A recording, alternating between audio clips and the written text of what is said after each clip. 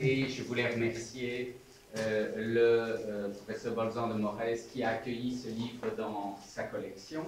Et le livre a été traduit par Madame Fouque et revu par mon ami le professeur Jania Saldana qui sera parmi vous demain. Voilà, grand merci à vous. Et donc ce que je vais faire, c'est, comme on me l'a demandé, parler un petit peu de la manière dont ces nouveaux types de normes fragilisent, voire plus, l'état de droit tel que nous le connaissons, tel que nous y sommes attachés.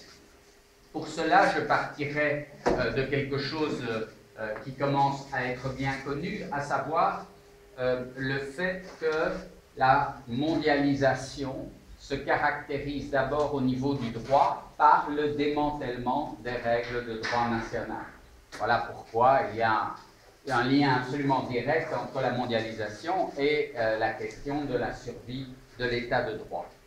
Je donnerai trois éléments qui caractérisent le démantèlement des règles nationales. Il y en a d'autres, mais qui me semblent frappantes et qui sont là encore bien connues, et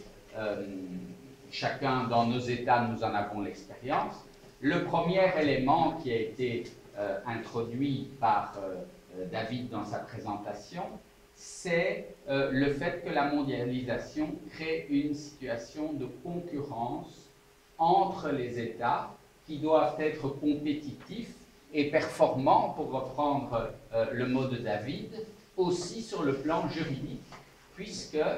les États essayent, c'est une question de survie, d'attirer vers eux un certain nombre d'acteurs, notamment économiques, les entreprises, les investissements, dont ils ont besoin pour les ressources fiscales, pour créer de l'emploi, pour améliorer le niveau de vie de leur population, et que ces entreprises, ces investissements sont mis devant un choix entre plusieurs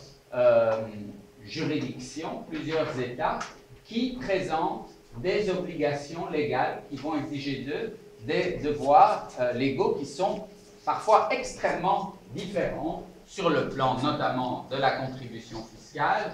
bien entendu des règles du droit du travail, sans parler du niveau de salaire, des contraintes de type environnemental ou administratif ou autre. Donc, cette concurrence normative est un puissant instrument d'une course vers le bas, c'est-à-dire d'une tendance de tous les États, et en particulier de ceux dont l'ordre juridique est le plus développé, à diminuer leurs exigences, et on peut mesurer les résultats de cette course vers le bas empiriquement. La Banque mondiale le fait notamment en chiffrant le nombre de réformes que les États conduisent pour améliorer leur position dans l'indice Doing Business, on y reviendra. Aussi, la dernière réunion de l'association Henri Capitan, une association de droit comparé internationale, était consacrée en Allemagne à Münster, il y a quelques mois, à la mondialisation du droit, et j'ai pu mener une enquête de droit comparé avec le concours de 12 ou de 13, je ne sais plus, collègues venant de différents continents, principalement l'Amérique du Nord et du Sud, le Brésil d'ailleurs, avec deux collègues brésiliens dont, enfin, je ne vais pas citer tous les noms, la Colombie également, les pays d'Amérique du Nord, Canada et des pays européens ou de l'OCDE, et il ressortait plein d'enseignements de ces rapports. On avait essayé un peu de standardiser les réponses, mais notamment que plus de 90% des États ont constaté qu'ils avaient modifié récemment leur législation pour devenir plus performants sur le plan juridique, performants entre guillemets, plus attractifs par rapport aux demandes des investisseurs. Donc ça, c'est un premier point qui est bien connu et qui peut désormais être véritablement démontré dans les faits, evidence-based,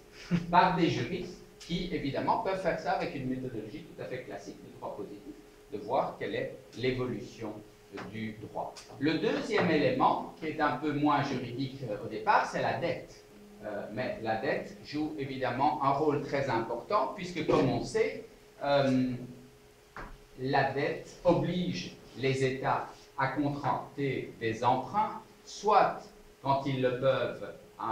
auprès des marchés financiers, soit quand ils ne le peuvent plus dans le cadre d'organismes publics de crédit, comme par exemple le FMI ou la Banque mondiale, et avec, plutôt le FMI d'ailleurs, avec, chez nous au niveau de l'Union européenne, avec en contrepartie le fait de devoir souscrire à des plans d'ajustement structurel, c'est-à-dire que les crédits sont octroyés par tranche, mais sous condition d'un certain nombre de démantèlements de services publics, de règles nationales, de privatisation des actifs de l'État.